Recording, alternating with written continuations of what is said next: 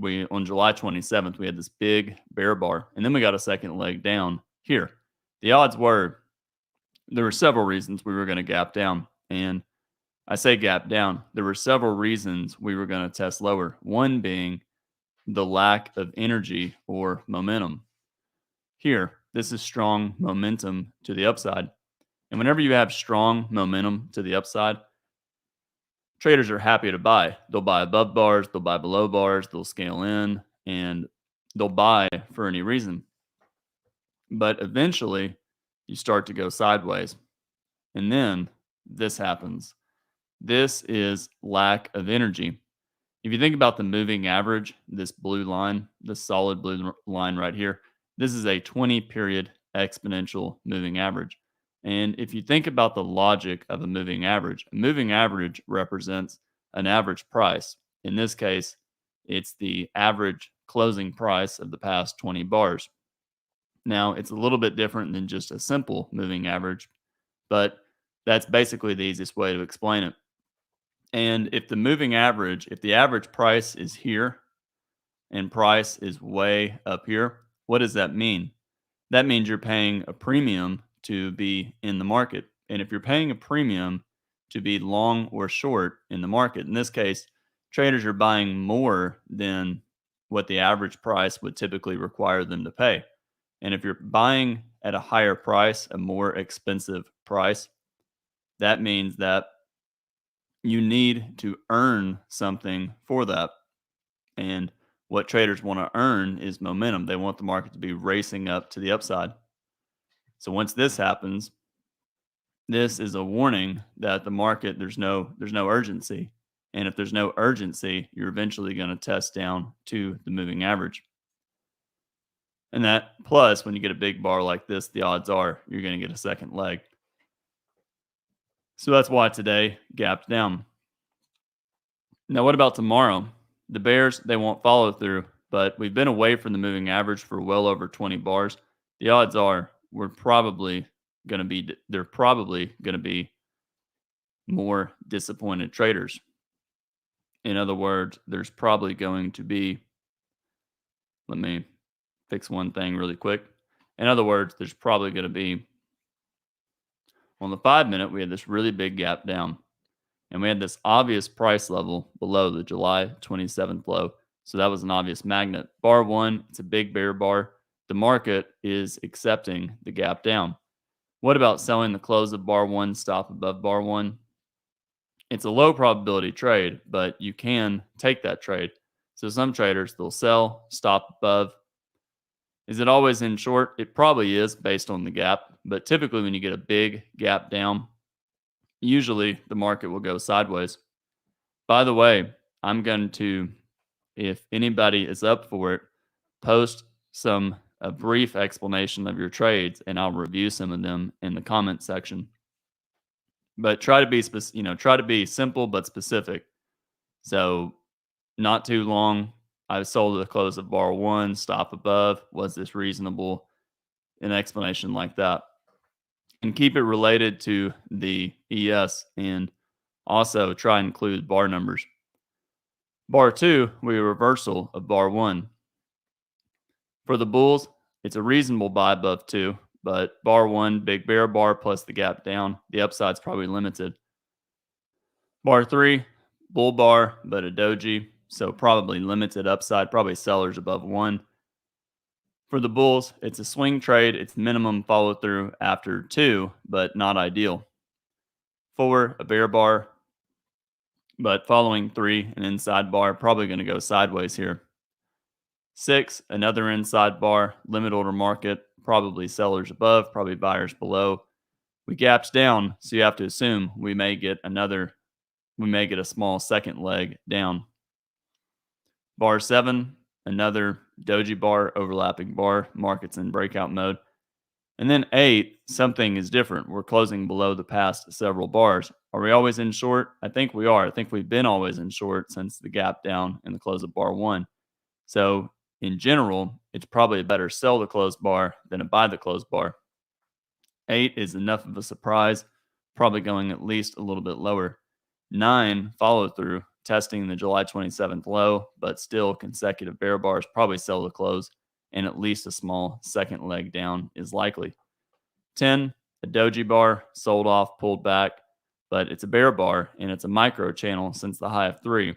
Plus, we have 2 consecutive decent sized bear bars, so probably sell to close and sellers above. 11, bull bar, but probably sellers above. 12, a pullback. For the bulls, it's a strong enough rally. The 9, the 10 low, and the 12 high will probably get at least a small second leg up, and that's what 13 is. For the bears, 13 is a second entry short. We rallied up to 12, pulled back on 12, rallied up to 13, and we may get a small second leg down. 14 is a bear bar closing on its low. For the bears, it's a breakout of the bear flag from the 9 low to the 13 high. The bears, but they need follow through. Otherwise, probably buyers not far below 10. 15 consecutive bear bars, still sell to close, probably going lower. And then 16, another big bear bar. For the bears, it's a tight bear channel. You can argue it's forming a parabolic wedge, 1, 2, 3. But with 3 consecutive bear bars, 14, 15, and 16, probably still sell to close and going lower. It's possible this is the second leg down, and the first leg was the sell off to 10, pull back, second leg. And then 17, another bear bar. Still sell to close. Traders probably putting a stop, maybe a point above the prior bar, and they're trailing down. Reasonable to get out above 18 or 19, but if you do, it's probably a minor reversal, which means maybe 2 or 3 legs up and then lower prices. So the reality is the bears that sold the 18 low and scaled in lower probably will make money. 20, doji, probably buyers below, but probably sellers above. It's a pullback, and it's most likely a bear flag and not going to lead to a strong bull breakout. 21, second leg up, and then 22, bear breakout. 22, what about selling the close? You can, but it's a retest of the 18 low and the 18 close. So the bears that sold the close of 18 or above 18 probably scaling in higher, and they'll use this bar to exit around break even on the first entry. 23, we rallied, but the bulls that bought the 21 close scaled in lower, probably getting out break even around the 23 close. Probably sellers not far above. Okay to exit longs, exit shorts above 23, but you're buying back shorts at the top of a tight trading range in an always in short market. So low probability. 24, bad entry bar for the bulls that bought above 25. If you're buying above 25, you're buying in an area where you're buying a big bar, so the risk is big. And second, you're buying high in a trading range. So think about the risk reward. You're buying a big bar, so that's big risk, and you're buying at the top of a trading range. Whenever you have a low probability trade, an easy rule of thumb, all stop entries in general, and this is kind of a generality statement, are low probability because generally there's more buyers below a bar or sellers above a bar. So let's think about that for a second. Typically, there's typically sellers above bars and buyers below bars. So whenever you have a really big bar like this, think about your risk reward. A good rule of thumb, if I go to I'm going to turn the screen off because I want to show something, and it takes a lot of practice thinking this way, but I'm going to go to my probability Excel spreadsheet. And the best way to do all of this is spend a lot of time really thinking about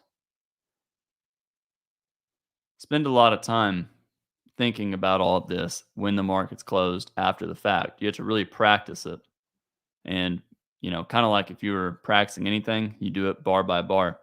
I'm going to remove the picture of myself really quick so we can talk about this. But here we have a spreadsheet. And let's pretend we know low probability is here. I'm going to name it LP. High probability is up here, HP. Whenever you're taking a low probability trade, you're going for twice your risk. So we assume the probability is 40% at a minimum.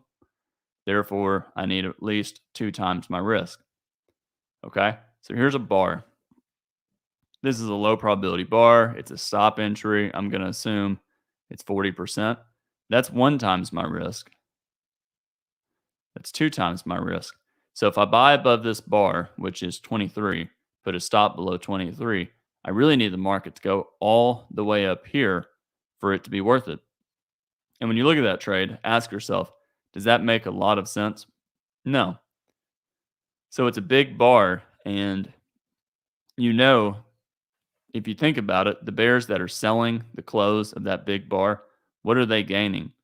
They're gaining a few things. One, they have there's big risk for the bulls, which means the bears will have smaller risk. So the bears have probability on their side, and it's a big bar. It's the opposite right here. Big bar for the bears, yes. But if a bull buys the close, their stop may not have to be all that far. And if it's going to reverse, it's probably going to do it quickly. So you might have some bears selling here. Other bears, they'll wait. If you're a bull, you really want this bar to work really quick. So if I'm buying this bar, I want the follow through to look, like the opposite of this, a big bull bar going up. I don't want to see bar 3, and then I see bar 24. 24, look at the bar. If you bought above 25 and then you see 24, are you jumping up and down, screaming with excitement? Or when you look at 24, are you saying something's wrong with the bull case? I bought a big bar and the risk was big and it's doing what I expected. It's going sideways. After a big sell off, that means we're probably still within a trading range. 25, bulls trying to buy the low of 24 and we rallied. So we have a bull bar closing on its high, completely overlapping 24. However, think about it. We rallied on 24, sold off on 25, and then rallied on 25. What is that? It's a nested low 2. So we have a nested 2-legged pattern. We rallied to 21, pulled back on 22, rallied to 25. We rallied up to 24, pulled back on 24 and 25, and we rallied up to 25. So it's nested 2 legs up, and it's a failed breakout above 17. 26, we have a bull bar, but it's a very small doji testing the breakout point, the 10 low, and we sold off. For the bears, you can call it a wedge, you can call it 2 larger legs, really doesn't matter. Leg 1, pull back, leg 2, leg 1, pull back, leg 2. Probably buyers below 26, but it's forcing traders to buy relatively high in what's probably evolving into a trading range. 27, bear breakout below 26, a little bit of a surprise, may go at least a little bit lower. And then 28, another bear bar, consecutive bear bars. We're still always in short, so is it okay to sell here? It might be. Consecutive bear bar is probably going to go at least a little bit lower. And then we have another bear bar on 29. And then 30, we have a surprise bear bar breakout below 18. Tight bear channel, probably the first level fail, but forcing traders to sell below the tight trading range, probably better to look to sell a pullback. You had some bulls looking to buy a 50% pullback from this rally. So let's say those bulls are buying somewhere around here, this red line, and they got trapped on the way down. So what do you think is going to happen if we test this red line over here?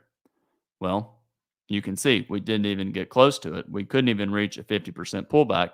But the point I'm making is this line is going to act as a level of resistance later on. So the bulls, they should have gotten a second leg up, and the bears got a pretty strong sell-off. 30, 31, it's now the 5th or 6th consecutive bear bar. And then 32, we have a doji. Whenever you get a doji in a sell to close market, it's a warning that the move's probably getting close to being overextended, and it's probably going to pull back. So the bears that sold 31 will be disappointed 32, and they'll look to get out break even on their original entry or the low close of 31. And that's what happened on 33. Bears selling, disappointed getting out break even on this bar. Surprise bar on 34. But look to the left. If you're buying the close of 34, remember what I said about that red line? You know there's traders selling somewhere up here. So if you're a bull and you're buying this close, 1 times your risk takes you right into that area where you know there's going to be sellers. So do you really want to buy this close and put a stop below? No.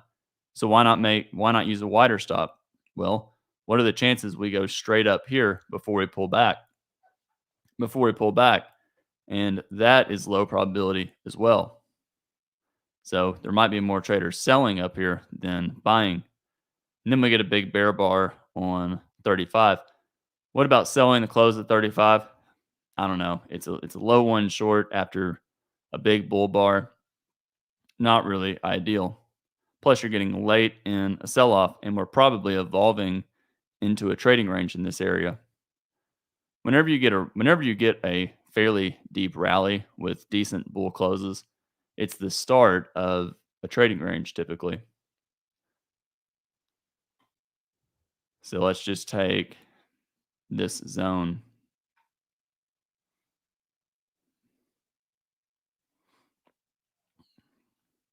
What do you notice here? This low of 18 and the rally up to 26 contained most of the bars for the next several hours. And the reason it contained most of the bars is because whenever bulls start making money after a bear breakout, it usually makes the market form a trading range. So here, when you see this kind of a rally, you should be expecting a few things. One, a trading range is most likely. But the problem with that logic is right here. Here's the bottom of this range. You might need a measured move somewhere down here. So let's think like this for a second. So let's say you see this bear breakout and you're saying, okay, breakouts, they usually evolve into trading range. Here's a trend, 2 legs down. It usually evolves into a trading range. And wow, bulls clearly made money through here. That's really good for the bulls. It is. But the only problem with that is this right here. This is a trading range. Remember that green box. But we might get a measured move down or really close to it before the trading range finishes. I have an example of that from last week. So it's a strong bear trend. This was sometime last week. I think it might have been Thursday. But anyways, we had this strong bear trend. And when you look at it, bulls are unable to make money all the way down. But eventually bulls made money right here. And typically after that happens, you typically will not get a measured move completely down in the range, but you can get one really close. And the more important point is typically after a rally like this orange box. Someone said nothing. Oh, never mind. That's someone else's comments. Anyways, whenever bulls start making money, it usually forms a trading range. And because of that, if it's forming a trading range, look what happened later in the Globex session. The market retested this area. So when I see this, I'm always thinking we're probably going to develop a trading range fairly soon. But anyways, we had this big sell-off, bull bars, but remember, bulls making money up here. So this sell-off, as strong as it is probably the evolution into a trading range. So it may just be a sell vacuum. And if you're selling down here, probably you have to expect we're probably going to start to go sideways fairly soon. And you can see that's what happened through here. A little bit of a surprise, but big bull bar, 34. We sold off on 35, but 36, 37, 38. We rallied. And what happened over here? Bulls made money. What happened over here? bulls making money. So we're probably no longer in a strong trend and we're in a trading range. Trading ranges can channel down, but any bear channel will likely have an upside breakout, which means the bulls that bought all the way up here will probably make money at some point.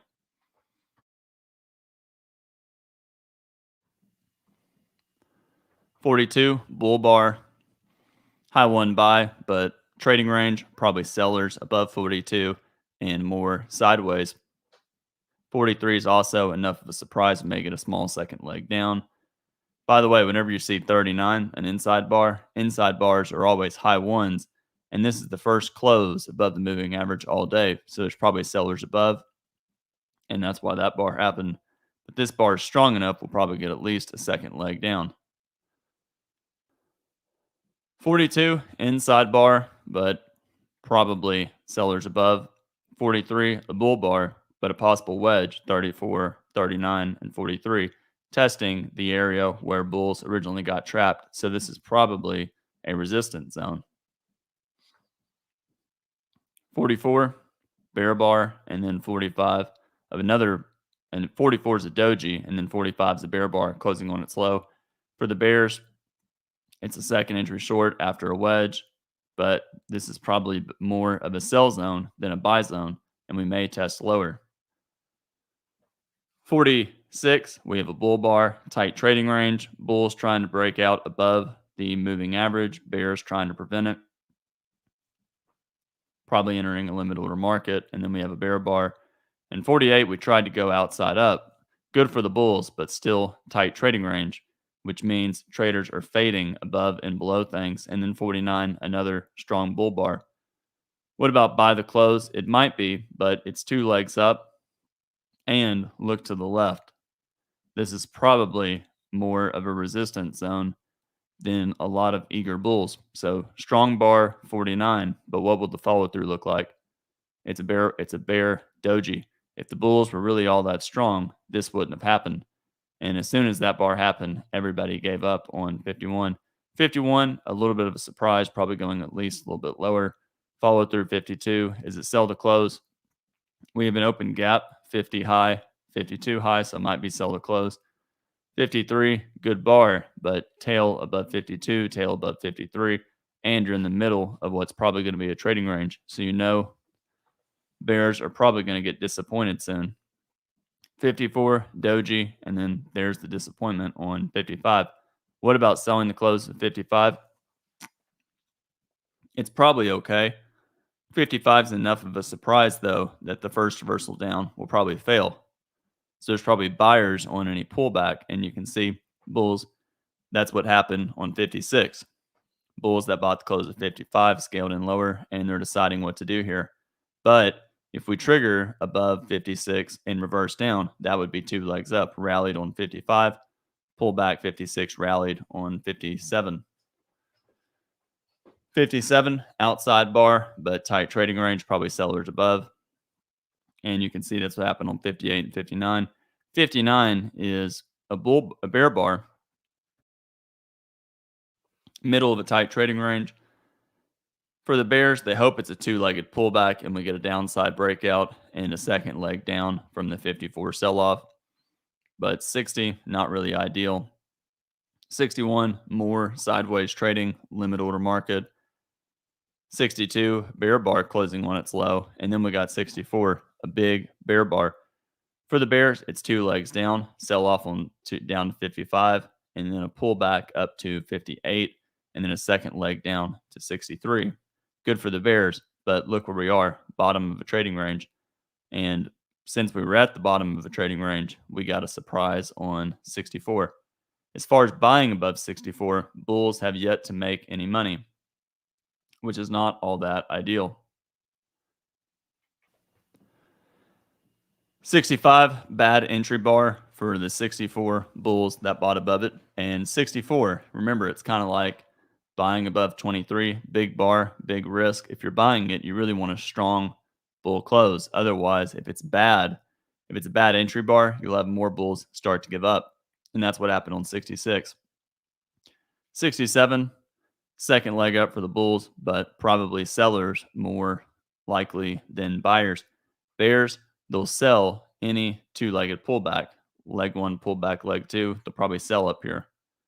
Surprise breakout on 68. So it's a little bit of a surprise. Big bar, big risk, but you will have some traders sell it.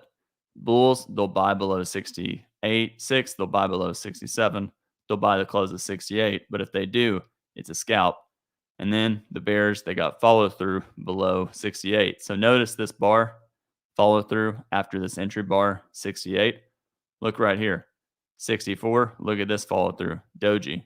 Bull bar, 23. Look at this bar, 24. Bad follow through. And then we have another bear bar on 70.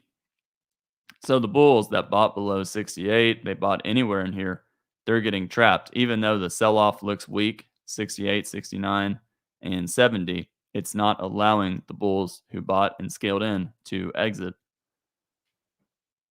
71, low one short, but strong enough breakout from 68 to 70, we may get a second leg down. And that was what the second leg on 72. 72 is the best looking bear bar since bar one. And therefore, it's probably more of an exhaustion bar than a sell to close bar. Some bears will take it just because it's a bear breakout, but then they see the bad follow through on 72, they'll be disappointed. Remember, whenever you're taking any sort of trade, you have to think about the expectancy or you have to be thinking about the expected outcome of the trade.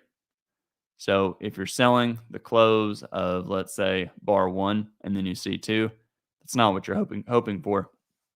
If you're selling the close of a big bear bar late in a trend, like below 72, you have to be thinking, what am I hoping to gain by taking this trade?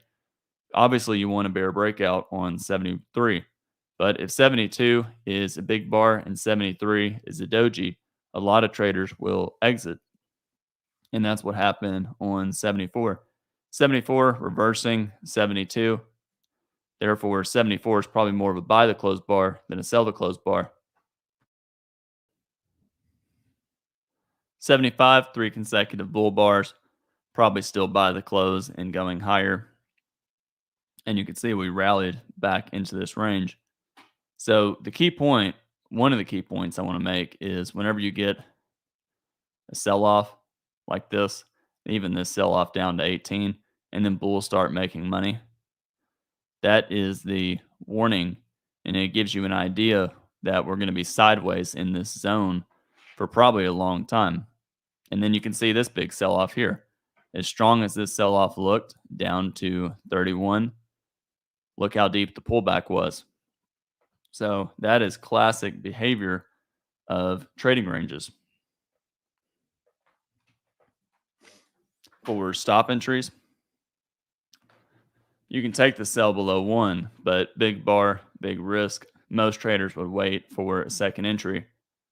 And maybe that's selling below 7, but really not ideal. If you're selling below 7, the one thing it has going for it is a micro channel since the 3 high. Other traders, they wait and sell the close of 8 or 9 when the market clearly is always in short. You can sell in here, or you can sell below 14, the trend resumption down, betting on a second leg after 8, 9, and 10. So okay to sell below 14, probably okay to sell below 15. And down here, you can sell closes, but probably better to wait and sell higher and look to sell something like 27 or 28. For me, I think it makes more sense to sell 28 consecutive bear bars, strong enough rally up to 26, probably at least a second leg up. However, when you see 27 and 28, that increases the odds that we're going to get a second leg down. So traders will sell closes here, or sell below bars. And I thought it was okay to buy above 37, especially since bulls made money here. But if you buy above it, you know it's going to start to go sideways soon. And then as far as buying 48, 48 is a second leg up from 39 or 40. So it's not really ideal. But if you did buy it and then you get a bear bar you get out below this bear bar or maybe a point or two below it. As far as buying above 55, I would not. I think it's better, probably more sellers above it. And maybe you sell below 68, but hard to do. And then if a bull is really aggressive, they can buy above 74. For limit orders, probably sellers above 1, buyers below 3 or 4. Bulls, if they bought below 5 or 7, they reverse to short somewhere on this bar. Probably sellers above any of these bars, sellers above 11, probably sellers above any of these bear bars. But with this big of a sell off, probably at least sideways for a couple of bars, which means probably buyers below 21 or a couple of points lower. Probably buyers somewhere lower. I don't know if there's buyers exactly at the 26 low. A lot of the bulls that bought the 26 low, when they see 27, they'd be pretty quick to exit. So they bought the 26 low, disappointed 27. They tried to get out at their first entry.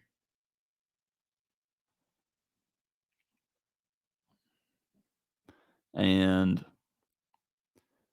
probably sellers above 31, probably buyers below 35 or the 33 low, probably buyers below 40 or 39 low. That's probably a better buy below that bar. It's a big bull bar, so probably more buyers below it.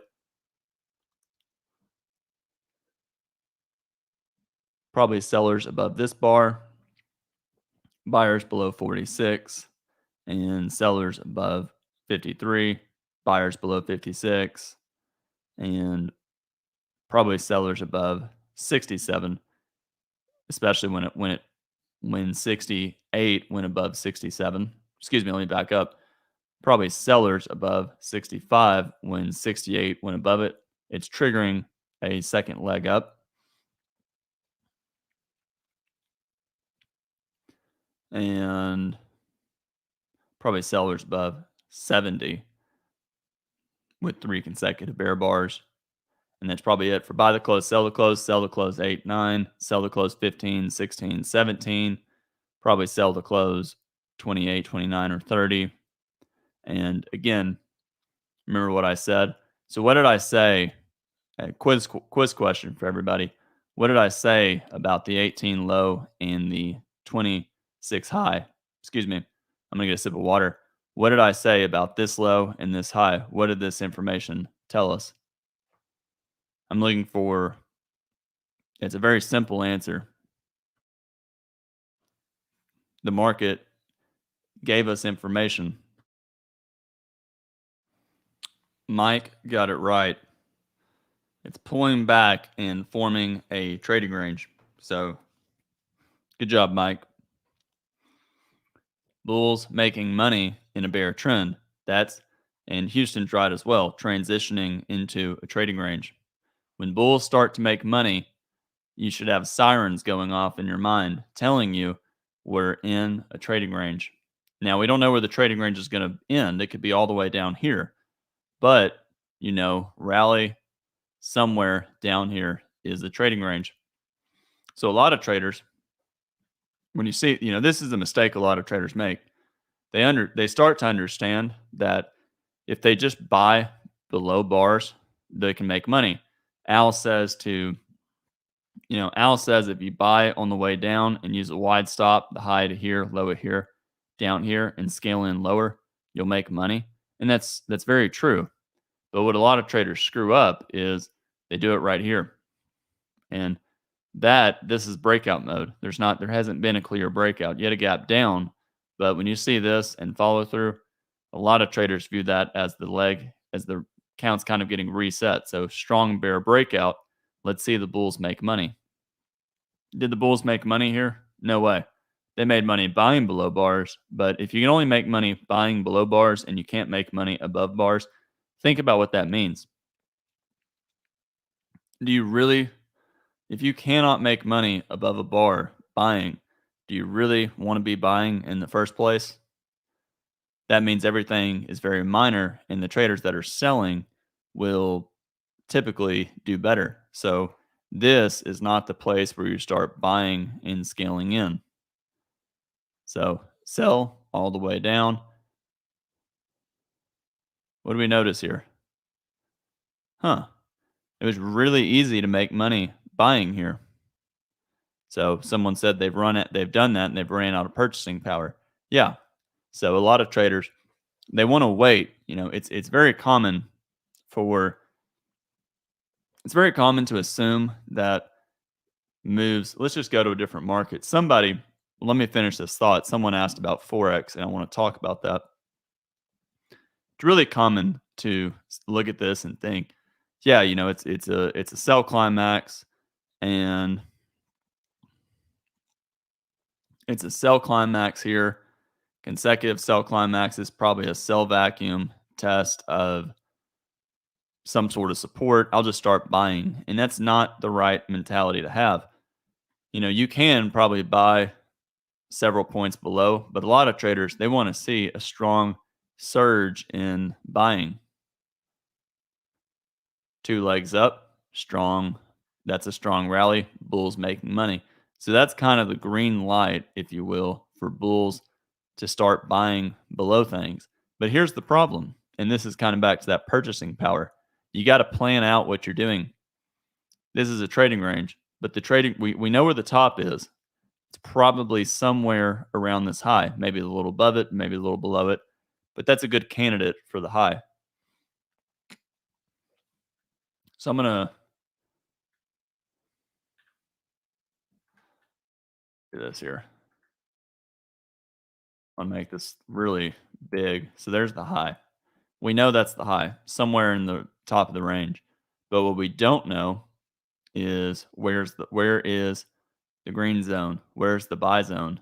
The buy zone could be here, and that's true. But, I don't know. Al always says minor reversals, they're bear flags or trading ranges. And if I buy right here or right here, I'm assuming this is not a bear flag. So a lot of traders, what do? They understand this is a trading range, but they buy right here. And now they're long. But where's their stop go? Well, some traders they put their stop at the bottom right here. But is that really where you want to put a stop if you're buying? What do you think is going to happen down here? The bears, they've been really strong. The bulls just started making money. So more likely the stop is probably a measured move down of this right here. So the better stop is probably down here, which also means it's better if you buy there, if you can buy more at the low of the day, and if you can buy more, I didn't mean to remove that, and if you can buy more somewhere down here. So the trader that takes this approach, they buy more here, they buy more here, stop down here. They've got a really, really good, strong probability of making money. A lot of traders would get out before them. Didn't reach this one. So what do you think these traders are going to do through here? They're going to exit. So that happens all the time. So if there's one subject I want everyone to take away from this video is, trading is all about learning one piece of a puzzle and studying it over and over. The way I like doing that is PowerPoint slides. Here's a good one. So strong bear breakout. And if you look at this, strong bear breakout, always in short, but a trading range. But the bulls made money here. Okay. That's problematic. And that means the next sell off, there's probably buyers somewhere below. Now, the only problem here, you can make the argument that bulls made money up here. So you could use a wide stop somewhere down here. And that's true. But the problem is bulls making money, but this is a strong breakout that's going to get a second leg. So a lot of traders are not necessarily buying in this area where my cursor is. Why? For one, bulls got trapped buying the one low and they scaled in lower. But two, this bar and bar two are big enough, you'll get a second leg down. A lot of traders, but look right here. Bulls buying in this area. Any bull that bought more and more and more, they got out break even.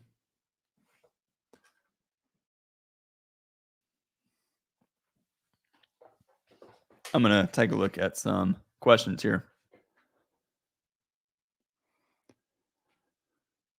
Which Forex market would you recommend if you don't have, I mean, pretty much this question. Which Forex market would you recommend if you have a day job and can't trade US hours? Yeah. So, really, the question really is what Forex market would you recommend if you are unable to sit and watch the chart all day? Well, I would recommend higher time frames. Forex markets are a great option because of they're a great option for several reasons. One is you can trade really small. Let's do this. I don't like full screen. Let me copy this window, bring it over here. Let's take a look at some Forex markets. First thing I would do is I would go for minimum targets of 20 pips, which means a 5-minute chart is out of the question. So let's start with let's start with the common one, which is going to be $0 60-minute chart. And let's just let me do one thing. Days. Wanted to go something random. So what do we have here? Strong rally, pullback, rally, pullback, rally. Not a lot of selling pressure yet. That's good. Bears clearly making money. So remember what I talked about with rectangles? Well, they made a lot of money here. So we're probably going to be in a trading range somewhere in this area. So if you see a big sell-off like this after lots of buy climaxes, you know that the pullback's probably going to be deep, but we're probably going to get a second leg down. So a lot of traders, they might wait to sell a pullback. And you can see we're going sideways. But some traders, they'll sell a pullback here, they'll sell the close, they'll use a wide stop. Either way, other traders, if they didn't sell here, they might just let this go. But then big bear bar, follow through. Strong enough breakout here, second leg down likely. Some traders, they'll sell the close. And they could sell the close here. But the key is, look right here.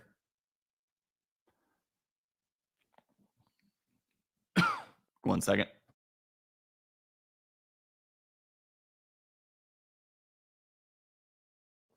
Why did I draw that line?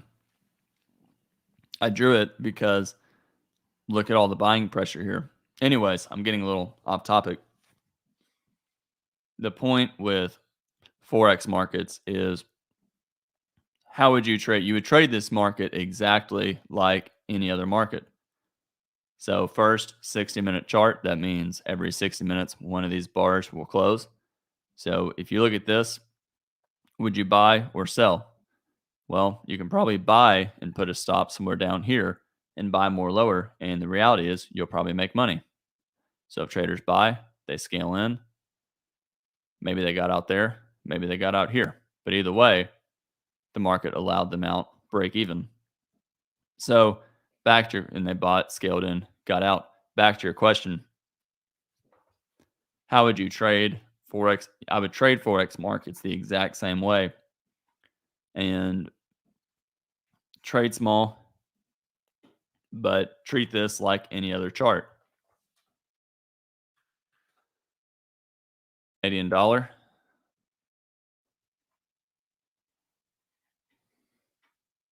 Strong surprise bar.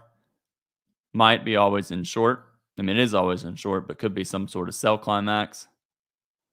Lots of bull bars. So the market's reversing up. Traders are clearly buying. And how would you manage this? Maybe just trail a stop. So put a stop, a measured move down below this bar. And maybe you get out, 10 pips below any bar and you just Maybe you take profits on that bar. Maybe you get out below that bar, and then you can see it went sideways. So several ways you could trade. Let me look at a few more questions here. Is selling 27, the 27 close a good idea, expecting a break of the bear flag? Yeah, I talked about that. We had 2 legs up, and the bulls finally made money. But if you're in a bear trend, the first time bulls to make money above bars, it's enough to make the market form a trading range, but the trading range can be all the way down here. So selling is certainly reasonable.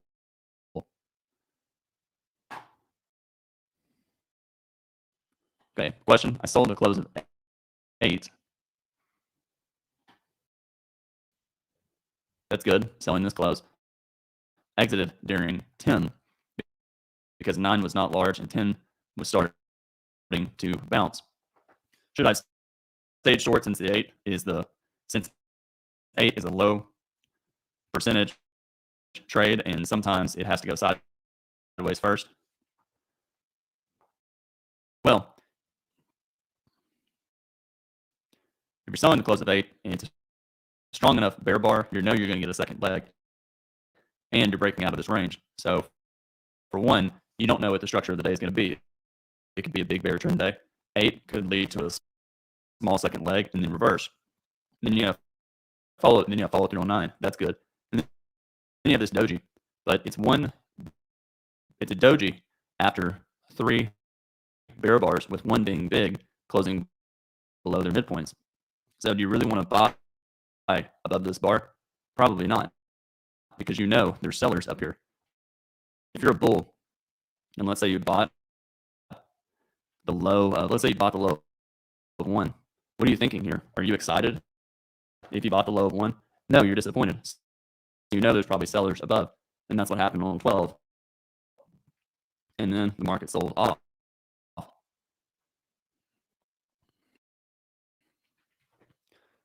But it's okay, a little bit of management.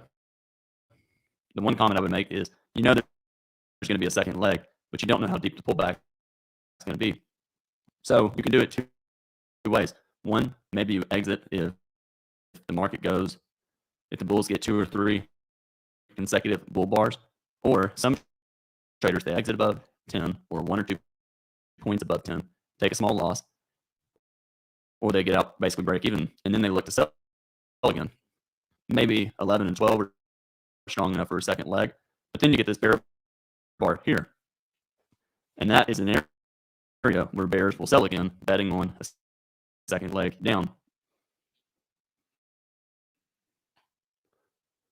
Is it reasonable to sell below 45 or 47?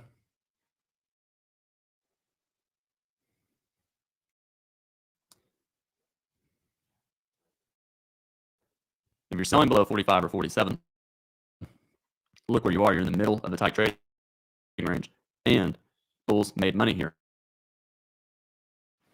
So it's important to differentiate. Are you selling in a trend, or are you selling in a trading range? Here, you're selling in a trading range, so it's low probability. Should I always use a wide stop? And second part of the question, should you always use a wide stop in situations like this? I don't know. I think for me, if I'm selling below 45, I'm probably getting out above 43 or 45. It's a stop entry, and it's a low probability trade. So if I'm selling here, I think about it like this. Think about the risk reward. So there's 2 logical risk ways to manage the risk. One, you sell below 45, stop above 45, and you go for twice your risk, and that puts you down here. And maybe you get out above the bull bar. That's the easiest approach. You could sell and put your stop up here.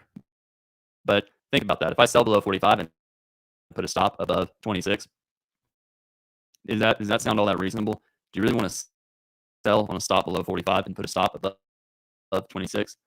Well, your risk reward is 1, and that's assuming the market gets down to the low of the day. So it's really not all that great of a trade, and that's why we started going sideways. Now, what about selling here and putting a stop up here? Look at the risk reward.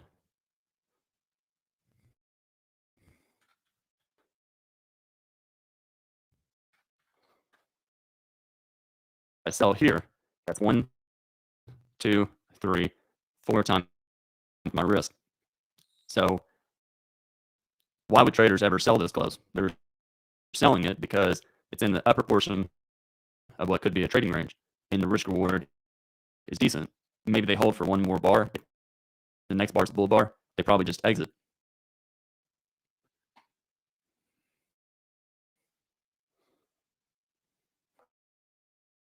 Question, I shorted the top of 68 here. Shorted the top of 68 on the close of, oh, okay. I shorted on the top of 68 and exited. Okay. So they sold up here and exited on the close of 70 here based on rejection. Would you consider that a smart exit? I often miss continuation. What could I gather to stay in the trade? Well, if you sold, let's say you sold the close of 67 and you got out here, that's a really good trade. Even if you sold the close of 68 and you got out here, that's a good trade. 70 is disappointing.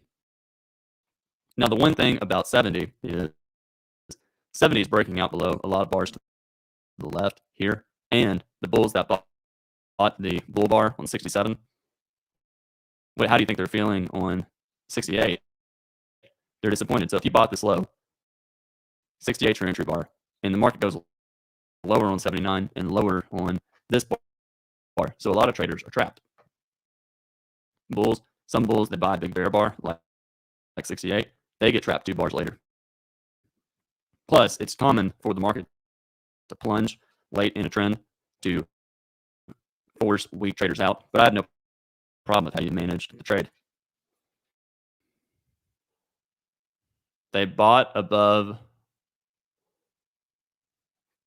45, and then they rolled and added below 50. Maybe it was 57.